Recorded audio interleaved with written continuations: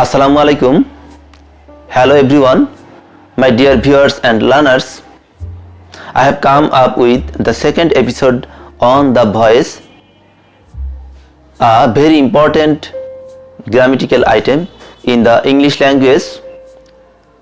This video is being recorded on the 2nd of August 2021. আজকের বা এই ভিডিওতে আমি দেখাবো অ্যাক্টিভ থেকে প্যাসিভ কিভাবে করতে হয়। আমি লাস্ট ভিডিওতে স্ট্রাকচারাল বিষয়গুলো আমি দেখিয়েছি, হাইলাইট করেছিলাম। এই ভিডিওতে আমি হাইলাইট করব তিনটা ইনডিফিনাইট টেন্স, অর্থাৎ present indefinite tense, past indefinite tense এবং ফিউচার ইনডিফিনাইট টেন্স এর স্ট্রাকচার সহ, এবং এর সাথে আমি অ্যাড করব এক্সাম্পল, অর্থাৎ এক্সাম্পল দিয়ে আমি দেখিয়ে দেব কিভাবে অ্যাক্টিভ ভয়েস থেকে কিভাবে প্যাসিভ ভয়েস এ রূপান্তর করা যায়।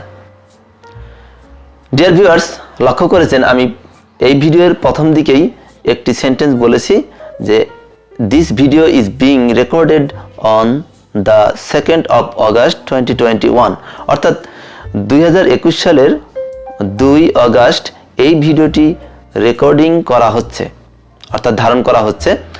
এই যে রেকর্ডিং করা হচ্ছে বা ধারণ করা হচ্ছে, এটি একটু লক্ষ্য করলে আপনি বুঝবেন যে এটি হচ্ছে প্যাসিভ ভয়েস, অর্থাৎ কে রেকর্ড করছে এটি কিন্তু এখানে স্পষ্ট বা এখানে উল্লেখ করা হয়নি, রেফার করা হয়নি, শুধু বলা হচ্ছে ভিডিওটি রেকর্ড করা হচ্ছে। এই যে কোনো কিছু করা হচ্ছে এটি হচ্ছে প্যাসিভ ভয়েস।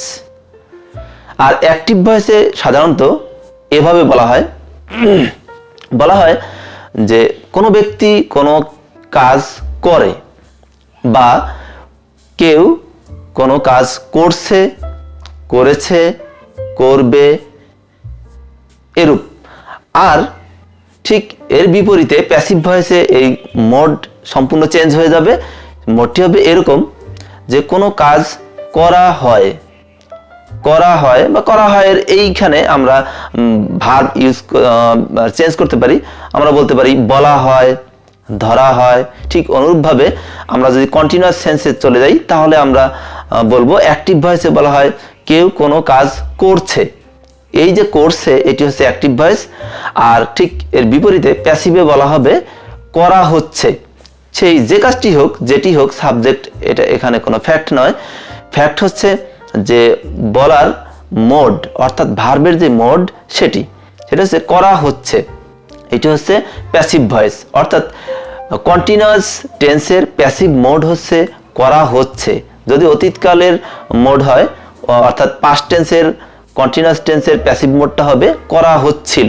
আবার ঠিক এভাবেই ফিউচার টেন্সে যদি আমরা যাই তাহলে আমরা বলবো করা হতে থাকবে, কন্টিনিউয়াস। আবার যদি আমরা ইনডিফিনাইট মোডে বলি যে করা হয়, অর্থাৎ প্রেজেন্ট ইনডিফিনাইট টেন্সে, পাস্ট ইনডিফিনিট টেন্সে করা হয়েছিল, ঠিক অনুরূপভাবে ফিউচার ইনডিফিনিট টেন্সে আমরা প্যাসিভ মোডে যদি বলি তাহলে আমাদের কথাটি হবে করা হবে। ঠিক অনুরূপভাবে কন্টিনিউয়াস সেন্সে আমরা বলতে পারি করা হচ্ছে, করা হচ্ছিল, করা হতে থাকবে, বা কোনো কাজ হতে থাকবে, করা হতে থাকবে। এরকম হলে সেটি হবে প্যাসিভ ভয়েস। যাই হোক, আমরা প্র্যাকটিক্যালি আমরা we can do some voice with practical sentence. প্রথমে আমরা দেখব প্রেজেন্ট ইনডিফিনাইট টেন্স। আমরা জানি প্রেজেন্ট ইনডিফিনাইট টেন্সে V1 থাকবে, অর্থাৎ ভার্বের প্রেজেন্ট ফর্ম থাকবে। আমরা প্যাসিভ ভয়েস করার সময় আমরা জানি অ্যাক্টিভ ভয়েসে V1 থাকলে, অর্থাৎ ভার্বের প্রেজেন্ট ফর্ম থাকলে আমরা করব am is are, অর্থাৎ অক্সিলারি ভার্ব নিব am is are। আর V3 ছাড়া কিন্তু কোনো প্যাসিভ ভয়েস হয় না, নিশ্চয়ই মনে আছে। তাহলে আমরা দেখি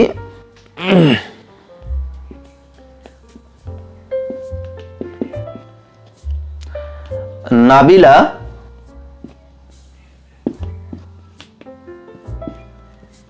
took the pen।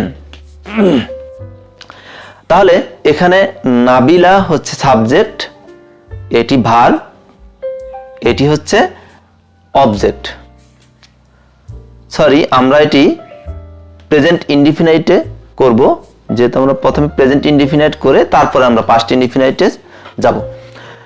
Present indefinite টেন্সে Nabila takes the pen, Nabila কলমটি নেয়, তাহলে এখানে আমরা দেখছি V1 অর্থাৎ present indefinite tense. Present indefinite tense হলে আমরা কি করব, প্রথমেই সাবজেক্ট নিব, অর্থাৎ অবজেক্ট থেকে আমরা সাবজেক্ট বানাবো। আমরা জানি অ্যাক্টিভ ভয়েসের যে অবজেক্ট থাকে সেটি হবে প্যাসিভ ভয়েসের সাবজেক্ট, তাহলে দ্য পেন হবে এই সেন্টেন্সের সাবজেক্ট, দ্য পেন। এবার এই V1 হওয়ার কারণে আমরা নিব am is are, অর্থাৎ দ্য পেনের সাথে যাবে is, the pen is taken, taken by Nabila.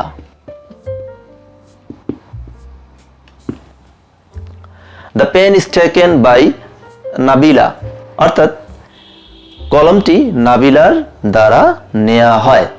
অর্থাৎ আমরা অবজেক্টকে সাবজেক্ট বানিয়েছি, তারপরে টেন্স অর্থাৎ এই যে ভার্বের ফর্ম অনুযায়ী অর্থাৎ V1 আছে, এই কারণে আমরা নিয়েছি am is are এর একটি, অর্থাৎ প্রেজেন্ট ইনডিফিনিট টেন্সের যে সাহায্যকারী ভার্ব অক্সিলারি ভার্ব সেটি হচ্ছে am is are, এর মধ্যে একটি নিতে হবে অর্থাৎ সাবজেক্ট পারসন নাম্বার অনুযায়ী।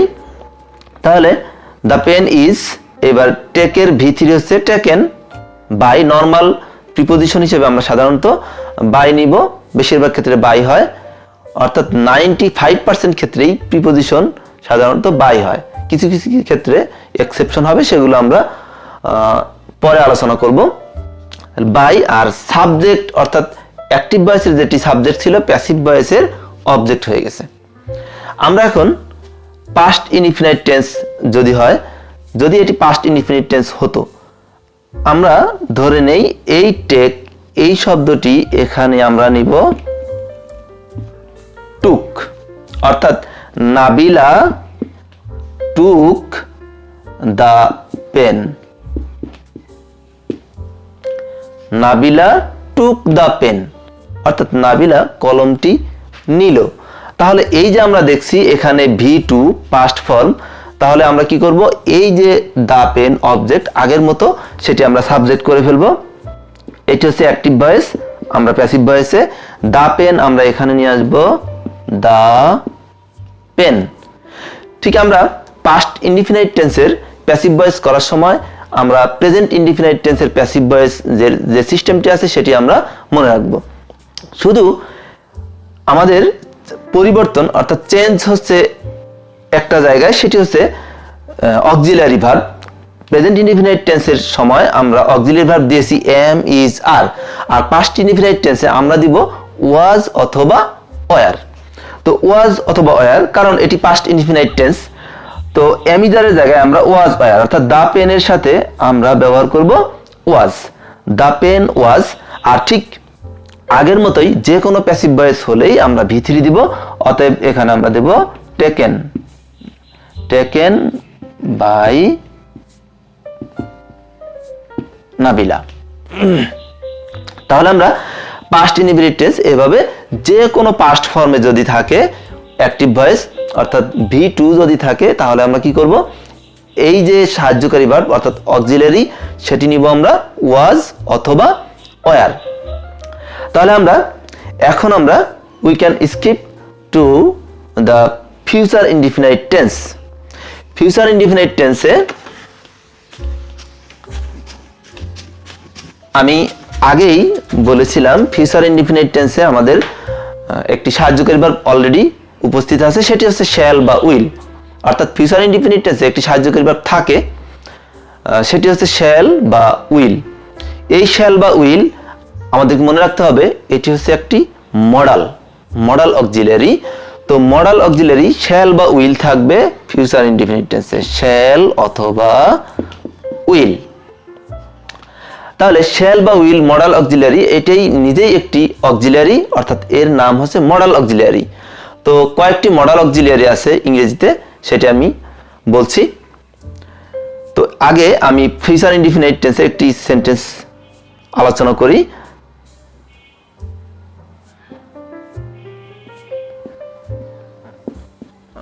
নাদিরা will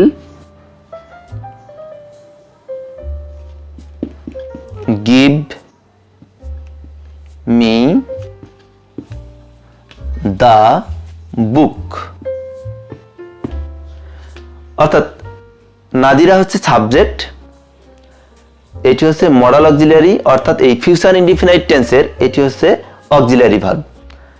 এখানে উইল গিভ এটি হচ্ছে object.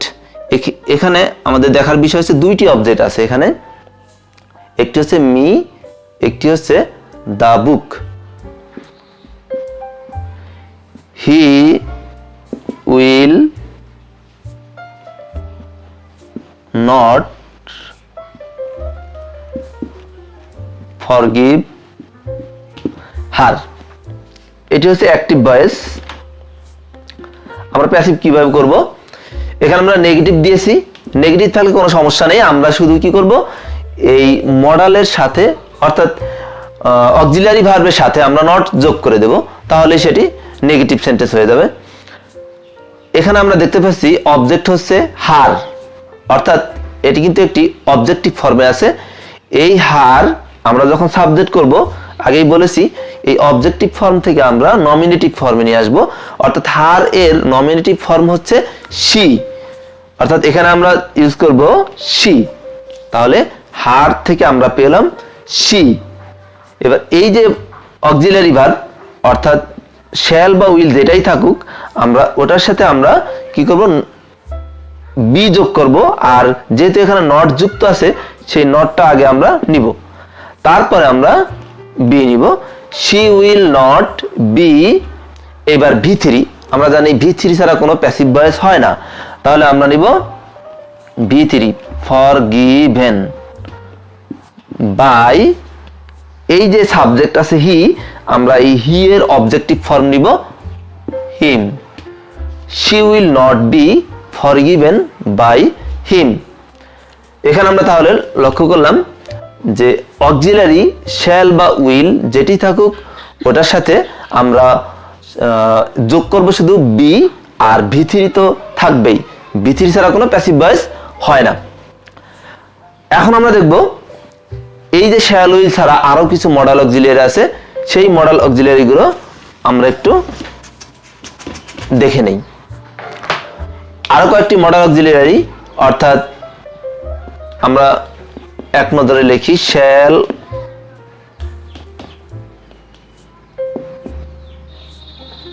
Should will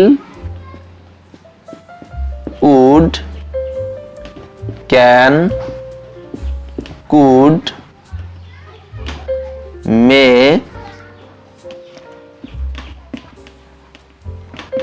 mite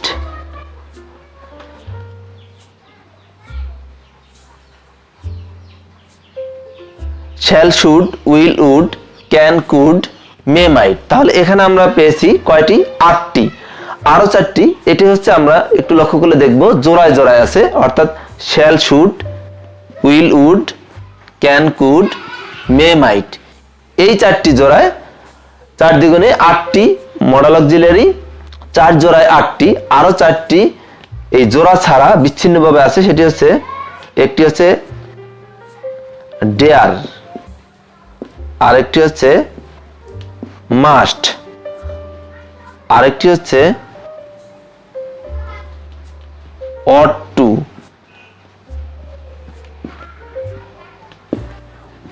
dare, must, ought two